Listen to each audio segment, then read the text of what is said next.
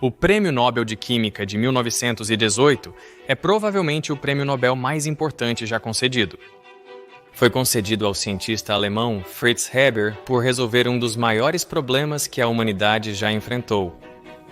Sua invenção é diretamente responsável pelas vidas de 4 bilhões de pessoas hoje. Mas quando ele recebeu seu prêmio, muitos de seus colegas se recusaram a comparecer. 2 outros ganhadores do Nobel recusaram seus prêmios em protesto, e o New York Times publicou um artigo crítico sobre ele. Ele é simultaneamente um dos cientistas mais impactantes e trágicos de todos os tempos. Talvez mais do que qualquer outra pessoa, ele moldou o mundo em que vivemos hoje.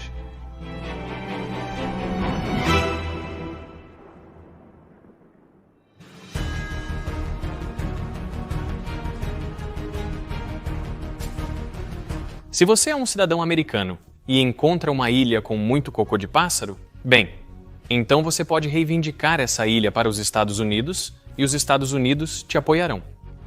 O presidente está autorizado a enviar a Marinha e o Exército para defender sua recém-descoberta ilha coberta de cocô. Atualmente, existem 10 ilhas americanas que foram reivindicadas desta maneira. E mesmo que a lei que tornou isso possível tenha sido aprovada em 1856, ela ainda está em vigor até hoje. Então, por que as pessoas queriam tanto ilhas cobertas de fezes? Há dezenas de ilhas próximas à costa peruana onde milhões de aves marinhas se agrupam para reproduzir. E as águas perto da ilha estão cheias de peixes. E esses milhões de pássaros comem os peixes e depois eles defecam. Muito! Como a região é quente e seca, essas fezes se solidificam e se acumulam ao longo de milênios. Existem penhascos de fezes de pássaros com 30 metros ou 100 pés de altura.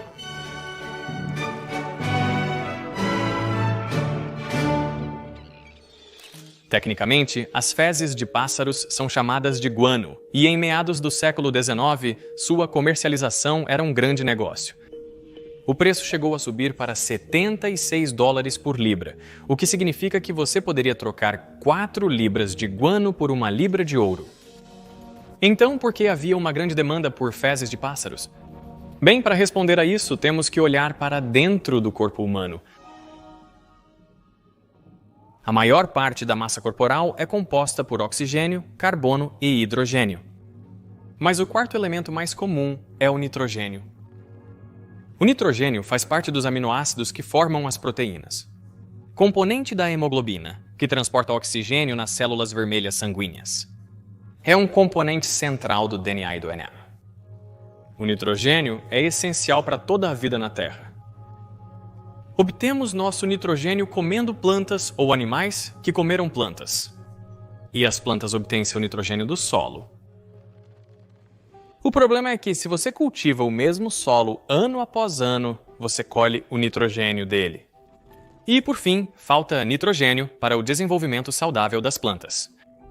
A falta de clorofila prejudica a fotossíntese e o crescimento dessas plantas. As folhas ficam amarelas e mais suscetíveis a pragas e doenças. Para os agricultores, a deficiência de nitrogênio resulta em menores rendimentos. A maneira de corrigir isso é adicionando nitrogênio de volta ao solo, e é aí que entra o guano de pássaro.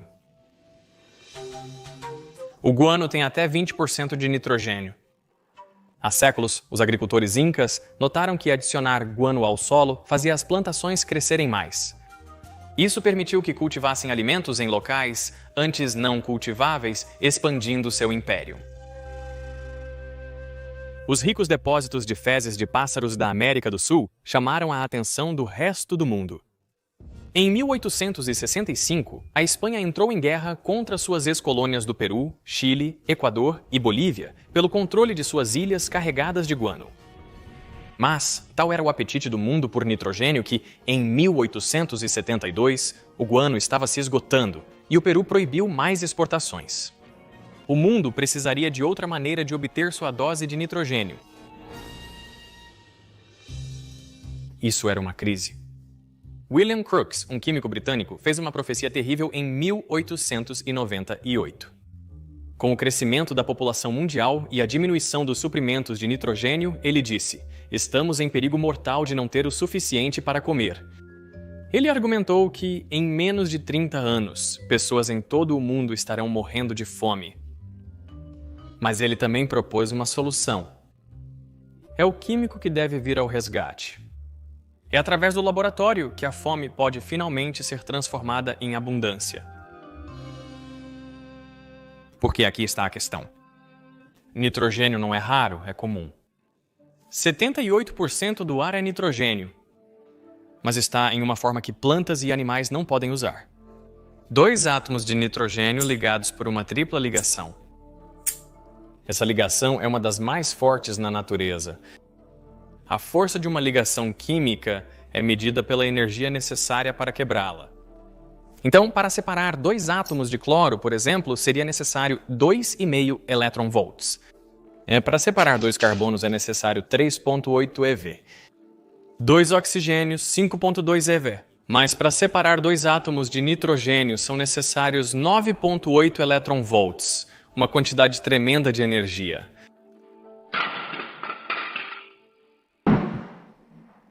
Há 2 processos naturais que realizam essa tarefa. O raio libera tanta energia que quebra o N2 em átomos individuais de nitrogênio. Eles então reagem rapidamente para formar óxidos de nitrogênio. Essas moléculas permanecem na atmosfera até reagirem com gotículas de água nas nuvens e caírem no chão na chuva. Algumas bactérias do solo também podem quebrar a ligação N2, usando uma enorme quantidade de energia para isso. Eles fornecem nitrogênio para as plantas. Mas as bactérias só repõem o nitrogênio lentamente, e não há raios suficientes para produzir compostos de nitrogênio em escala. Então os químicos tentaram. Em 1811, Georg Hildebrandt misturou nitrogênio e hidrogênio em um frasco selado, tentando fazer amônia, uma das moléculas que contém nitrogênio encontradas no guano. Quando isso não funcionou, ele submergiu o frasco 300 metros debaixo d'água para aumentar a pressão. Isso também não funcionou, mas ele estava no caminho certo.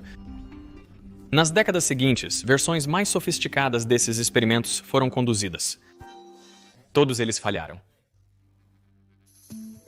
Quando Fritz Haber se interessou por esse problema em 1904, ele estava se juntando a uma longa linha de químicos fracassados. Ele tinha 36 anos e trabalhava como acadêmico de baixo nível na Universidade de Karlsruhe. Ele também era um novo pai, com um menino de 2 anos chamado Hermann e uma esposa, Clara, que foi uma das primeiras mulheres a obter um doutorado em química. Movido pelo orgulho e competição com outro cientista, Haber passou 5 anos no problema. Sua ideia era combinar nitrogênio e hidrogênio não apenas em alta pressão, mas também em alta temperatura e na presença de um catalisador, algo que reduz a quantidade de energia necessária para dividir o nitrogênio diatômico. Para isso, novos aparelhos experimentais tiveram que ser inventados. Haber trabalhou incansavelmente no projeto, construindo equipamentos que toleravam temperaturas e pressões cada vez mais altas. Ele também teve sorte. Na época, ele estava trabalhando como consultor técnico para um fabricante de lâmpadas. Então, ele tinha acesso a muitos materiais realmente difíceis de encontrar, como o elemento ósmio.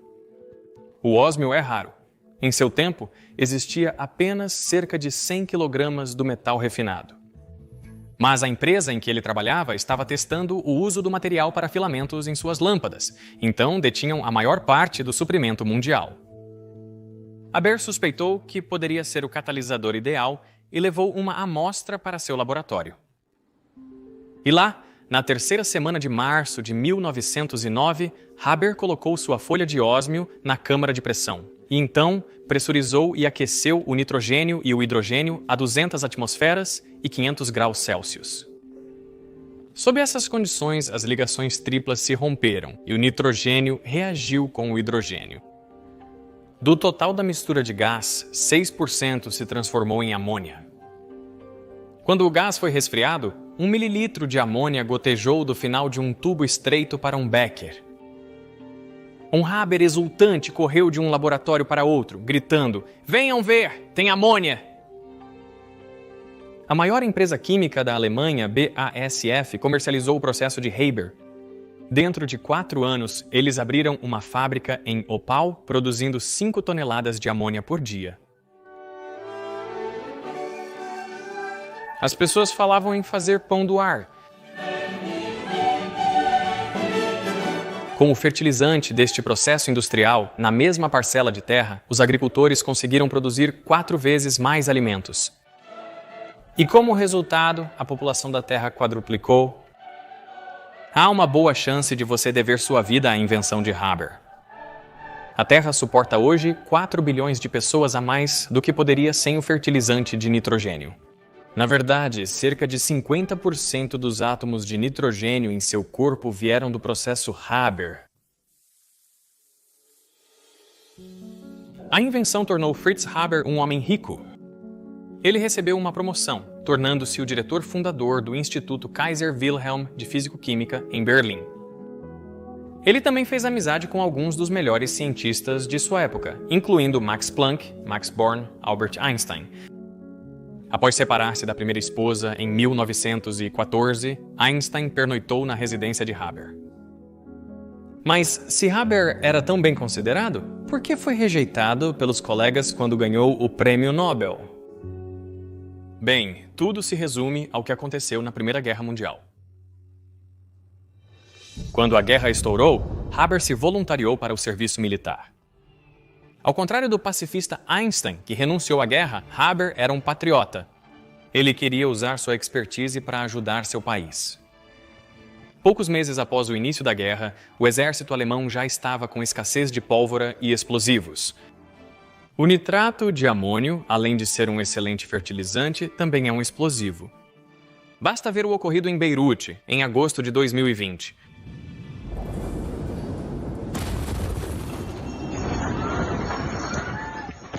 Um armazém contendo quase 3.000 toneladas de nitrato de amônio pegou fogo. E no calor extremo, o fertilizante detonou. A explosão, que pôde ser ouvida a centenas de quilômetros de distância, matou pelo menos 217 pessoas e feriu milhares de outras. Sismômetros registraram um terremoto artificial medindo 3,3 na escala Richter. Esta é apenas uma das muitas explosões envolvendo fertilizantes. A fábrica de Opal, onde o processo de Haber foi colocado em prática pela primeira vez, também explodiria em 1921. E a razão é o nitrogênio. Já vimos que é necessário uma quantidade tremenda de energia para quebrar a tripla ligação do nitrogênio. Mas o outro lado dessa moeda é que quando 2 átomos de nitrogênio se juntam e formam essa ligação, uma enorme quantidade de energia é liberada. As explosões de pólvora, TNT, nitroglicerina e nitrato de amônia formam todos gás nitrogênio diatômico como um produto. E a formação dessa ligação tripla é de onde esses produtos químicos derivam grande parte de sua energia explosiva. Haber fez lobby para converter as fábricas que usavam seu processo para fazer amônia para fertilizantes para criar nitrato para explosivos em vez disso. Seus superiores acreditavam que tal conversão seria impossível, mas Haber persistiu, e logo seu processo químico estava no coração da máquina de guerra alemã, de pão do ar para bombas do ar. Mas Haber acreditava que a química poderia fazer uma contribuição ainda maior para a guerra. Em dezembro de 1914, ele testemunhou um teste de armas químicas. Ele não ficou impressionado. Haber acreditava que poderia fazer melhor. Ele se propôs a criar um gás que era mortal em baixas concentrações e mais pesado que o ar, para que ele afundasse nas trincheiras inimigas. Projéteis carregando armas químicas foram proibidos, pelo menos em teoria, pela Convenção de Haia de 1899, mas na prática, após o início da guerra, Alemanha, França e Grã-Bretanha experimentaram armas químicas. Haber transformou sua ala do Instituto em um laboratório de armas químicas. E após apenas alguns meses de trabalho, ele se concentrou no gás cloro. O funcionário Otto Hahn manifestou desconforto em relação à nova arma. Aber disse a ele: inúmeras vidas humanas seriam salvas se a guerra pudesse ser encerrada mais rapidamente desta maneira. Às 6 da tarde do dia 22 de abril, com o vento soprando em direção às trincheiras aliadas, as tropas alemãs liberaram 168 toneladas de cloro de mais de 5.000 cilindros de gás. A parede de gás avançou pelo campo de batalha. Como o gás cloro é 2,5 vezes mais pesado que o ar, ele se depositou nas trincheiras dos soldados aliados. Qualquer soldado que inalou uma lufada do gás sofreu uma morte terrível. O cloro irrita tão violentamente o revestimento mucoso dos pulmões que eles se enchem de líquido. Os soldados efetivamente se afogaram em terra seca.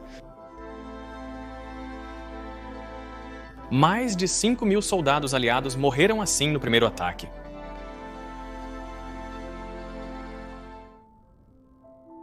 Aber foi promovido ao posto de capitão. Aber passou o resto da guerra dirigindo seu instituto, pesquisando armas químicas, máscaras de gás e pesticidas. Em 1917, o instituto empregava 1.500 pessoas, incluindo 150 cientistas. Era como um mini projeto Manhattan, mas para armas químicas. No total, 100.000 soldados foram mortos por armas químicas na Primeira Guerra Mundial. Quando a Alemanha se rendeu, Haber ficou devastado. O dinheiro que ganhou com a patente de amônia foi perdido devido à hiperinflação. Na tentativa de pagar a esmagadora dívida de guerra da Alemanha, ele tentou destilar ouro da água do mar, mas o projeto foi inútil. Em 1933, os nazistas assumiram o poder e aprovaram uma lei determinando a demissão de todos os funcionários públicos judeus, incluindo cientistas. Aber era judeu, mas nunca praticou a religião. No entanto, seu serviço militar o isentou da lei, mas ele renunciou ao seu cargo de diretor em solidariedade a todos os cientistas judeus que trabalhavam no instituto. No ano seguinte, em um quarto de hotel em Basel, Suíça, ele morreu de insuficiência cardíaca.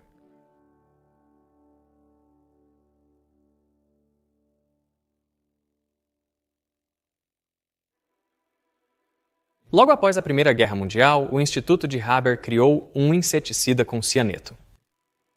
Ele tinha um odor quase indetectável, então eles misturaram um produto químico de cheiro fétido para alertar as pessoas sobre o perigo. O gás resultante foi chamado de Zyklon B.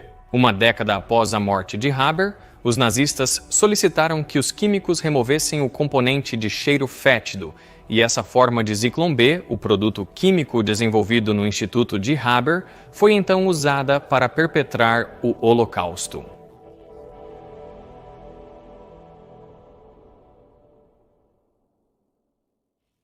Pensando nessa história, seria fácil pintar Haber como um vilão ou como um herói, inventando o processo usado para alimentar metade do mundo. Mas outra abordagem é considerá-lo irrelevante para a história maior, porque alguém mais teria descoberto uma maneira de processar nitrogênio do ar e outros cientistas estavam desenvolvendo armas químicas.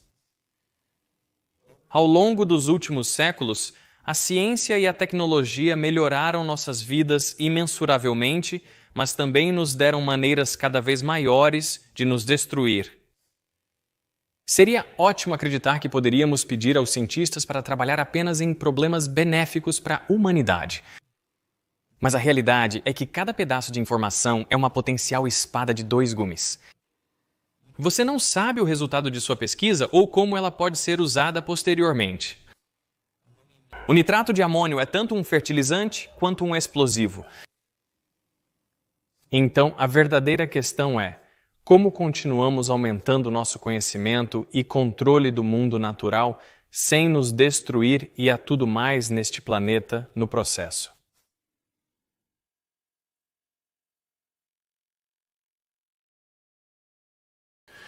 O relógio daquela sala marcava 2 horas da manhã. Ela só não estava congelante por conta da lareira, mas naquela penumbra poderíamos observar 2 homens, um olhando atentamente para o outro. Mas não um olhar arrogante e desafiador, não, pelo contrário. Se focássemos em um deles, veríamos uma tristeza profunda, melancolia, quase que desespero. Seus olhos já estavam marejados de lágrimas e algumas escorriam pelo rosto. O motivo disso é porque sua família estava destruída. Não por conta de uma tragédia, não. Seu esposo o abandonara e levara consigo seus 2 filhos. De um dia para o outro ele se viu sem seu bem mais valioso, sem sua família.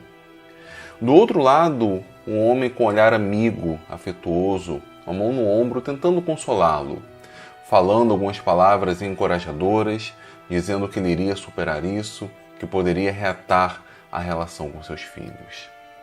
O homem que estava chorando, melancólico, já era um físico famoso, mas poucos anos depois se tornaria o maior dos físicos modernos. O seu nome, como pouquíssimos, na verdade talvez o único, se tornaria um adjetivo: Albert Einstein. O outro que o consolava, Fritz Haber. A grande ironia desse momento é que o casamento do próprio Haber não estava exatamente muito sólido. Aliás, alguns anos depois ele também seria desfeito.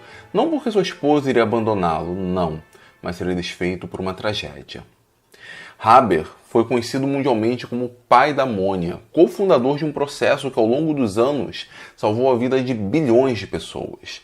Mas também é conhecido como o pai das armas químicas e, com isso, responsável direto pela morte de milhões de pessoas. Esses títulos podem parecer antagônicos, paradoxais. Essas contradições podem chamar a atenção. Mas se nós levarmos em consideração que Haber é um ser humano, contradições fazem parte da vida de qualquer pessoa. Na verdade, a vida de Haber foi extremamente tumultuada desde o seu nascimento. Quando ele nasceu, apenas 3 semanas depois, sua mãe faleceu. O seu pai olhava para ele como objeto de culpa. Nunca o perdoou e, por conta disso, nunca deu a ele carinho nem afeto. Quando ele tinha 6 anos, seu pai se casou mais uma vez, constituiu uma nova família, teve novos 3 filhos. A sua madrasta cuidava bem dele, demonstrou afeto para com o jovem Haber. Ele também tinha uma boa relação com suas 3 novas irmãs, mas quanto a seu pai, ele nunca teve carinho. Essa figura paterna, tão importante na vida de cada um de nós, nunca esteve presente na vida de Haber. Até mesmo na fase adulta, quando foi trabalhar com seu pai na sua fábrica de corantes, ele fez ali algumas decisões não muito adequadas e o resultado foi apenas humilhação. O elo, a aproximação com seu pai estava cada vez mais distante, pelo contrário, agora se afastaram completamente. E se Haber não tinha o carinho dentro da sua própria família, bom, ele poderia encontrar esse carinho numa nova família, na família constituída por ele. Aliás, ele próprio poderia ser uma boa figura paterna para o seu filho. Quando ele tinha 18 anos, ele conheceu uma jovem de apenas 15 anos, lindíssima, extremamente inteligente e posteriormente se tornaria uma química brilhante, Clara Immerwahr. Inclusive, Clara iria se tornar a primeira mulher a obter um doutorado em Química pela Universidade de Breslau. Clara se casou com Haber 15 anos depois desse primeiro encontro, em 1901. Em sua fase como esposa, infelizmente, ela tornou-se apenas esposa e mãe. Não conseguiu demonstrar, colocar para fora todo o seu talento como química. Nesse início do casamento, a relação entre eles era boa. Haber era um homem carinhoso, cuidadoso, dava atenção à sua esposa. Mas, com as responsabilidades que ele começou a ganhar no trabalho, com o objetivo, por exemplo, de produzir amônia e se dedicar cada vez mais a essa tarefa, ele começou a se distanciar de sua esposa, começou a se afastar. Na verdade, a amônia até afastou a relação entre os dois, mas o grande baque foi com o cloro. Haber, no seu intuito de se tornar famoso, ser reconhecido e com seu ultranacionalismo, fez de tudo para que a Alemanha ganhasse a Primeira Guerra Mundial, inclusive produzir a arma mais terrível de todas, o cloro. Clara, por outro lado, era uma pacifista. Ela não conseguia imaginar como que os químicos poderiam utilizar seu conhecimento para produzir armamentos tão letais assim. Quanto mais o seu marido. Várias vezes ela conversou com ele, pediu, implorou para que ele parasse com isso, não precisava. A família já era rica. A amônia deu muito dinheiro para o Haber e ele já era reconhecido. Mas Haber não deu ouvidos. Por ocasião da Batalha de Ypres, e quando Haber mostrou o seu valor como o pai das armas químicas, ele decidiu dar uma festa. E decidiu dar uma festa em sua casa, que também era a casa de Clara. Ela implorou seu marido para não fazer isso. Que ele gostasse do seu trabalho, ok. Que ele se divertisse, que ele comemorasse, ok. Mas não na sua casa. Haber não deu ouvidos. A festa foi na casa de Clara. Clara permaneceu em silêncio praticamente a festa toda. Foi muito educada, mas ficou na dela. Já no final da noite, quando os convidados estavam indo embora, seu marido já entrava em seu sono alcoólico, Clara foi até o quarto, abriu a gaveta e pegou a arma de seu marido. Foi até o quintal e deu 2 tiros. Um para testar se a arma estava funcionando. O suficiente para acordar seu jovem filho Hermann, que ao olhar pela janela viu a mãe no quintal com a arma de seu pai. Tempo suficiente para que ela apontasse a arma para seu peito e atirasse contra ele. A única coisa que o jovem Hermann conseguiu fazer foi correr até sua mãe para tentar ajudá-la, mas com as mãos cheias de sangue conseguiu apenas dizer adeus. Esse foi um impacto tão profundo na psique de Hermann que anos depois ele também perderia sua vida da mesma forma que a sua mãe. Com esse segundo tiro, talvez Haber tenha acordado. Ao ver sua esposa, ele chorou. Chorou de remorsos. Haber amava Clara. Estavam afastados, é verdade, mas ele ainda se lembrava com carinho, com ternura, daquela jovem que conhecera aos 15 anos de idade. Mas Haber amava mais o seu trabalho. Ele nem foi ao funeral de sua esposa, estava a uma viagem como diretor no departamento de armas químicas. Haber fez de tudo para que a Alemanha ganhasse a Primeira Guerra. Dedicou anos da sua vida para produzir o cloro. Sacrificou literalmente a sua família com esse intuito. Mas a Alemanha não conseguiu. Ele ainda tornou-se alguém reconhecido em sua pátria. Era rico por conta do dinheiro da amônia. Ainda era o diretor do Instituto Kaiser Wilhelm. Mas, ao longo da década de 30, o vácuo de poder permitiria com que governos de ultradireita aparecessem no cenário. Ninguém contava que a figura de Adolf Hitler iria assumir o posto de chanceler. E nessa Alemanha nazista não havia lugar para judeus. E Haber era judeu. Sua posição como veterano de guerra, como pai das armas químicas, até manteve seu posto como diretor do instituto. Mas a partir daquele momento, Haber não poderia contratar mais nenhum judeu e teria de demitir todos os seus amigos judeus que havia trabalhado anos com ele. Haber até tentou se segurar nessa posição algum tempo, negou-se ver o que estava acontecendo. Mas a partir de um determinado instante ele disse basta. Durante 40 anos havia contratado pessoas pelo seu intelecto e pelo seu caráter, não pelos seus avós. Pediu demissão. Agora, não mais diretor do Instituto Kaiser Wilhelm, era apenas um judeu na Alemanha nazista. Ele teve que fugir. Tentou fugir para a Suíça, conseguiu, mas durante esse processo teve sua fortuna confiscada pelos nazistas. O pacto faustiano que ele fizera começava a cobrar suas contas. Não era mais um homem rico, não era mais reconhecido na sua pátria, aliás, não tinha lugar para ele na Alemanha nazista, e ele nunca foi perdoado pela comunidade científica. Sem trabalho, sem ir para onde ir, foi para a Inglaterra, para a Universidade de Cambridge, humilhar-se, pedir um emprego à nação inimiga, a nação com a qual ele lutara durante a Primeira Guerra Mundial. Conseguiu um emprego, não remunerado. Ernest Rutherford se recusou a cumprimentá-lo, se recusou a apertar a mão de Fritz Haber. Não importava se ele tivesse ganho o prêmio Nobel. Para ele era um assassino. Na verdade, para a comunidade científica, Haber não passava de um assassino. Diferentemente de seu amigo Albert Einstein, que conseguiu refúgio nos Estados Unidos, não havia nenhum lugar para Haber ficar. Desesperado, humilhado, resolveu pedir ajuda a Bosch, sua contraparte no processo de produção da amônia. Bosch estava rico, ainda tinha poder, ainda tinha influência. Prometeu ajuda a Haber caso fosse necessário. Haber então escreveu uma carta para ele. Gostaria de dar aos últimos anos da minha vida um pouco de paz e dignidade? Ele pediu. Bosch nunca respondeu. Sem saber para onde ir, sem ter amigos, sem ter a quem pedir ajuda, resolveu ir para a terra de seus antepassados. Foi para a Palestina. Durante o caminho, entretanto, seu coração falhou. Em 1934, morreria o pai da amônia, o pai das armas químicas. Mas o Pacto Faustiano ainda não tinha dado seu último golpe. Em 1934, a Alemanha nazista ainda não havia iniciado o Holocausto. Durante seus períodos como pesquisador das armas químicas, Haber desenvolveu um inseticida extremamente poderoso, o Zyklon A. A fórmula dessa substância foi aperfeiçoada, deixando-a mais letal, deixando-a mais destrutiva. Construiu-se o Zyklon B com base no Zyklon A. O Zyklon B, alguns anos depois, seria utilizado para eliminar milhões de judeus durante o Holocausto. Dentre as pessoas mortas por essa substância que Haber havia inicialmente desenvolvido, estavam seus amigos, estavam seus parentes próximos.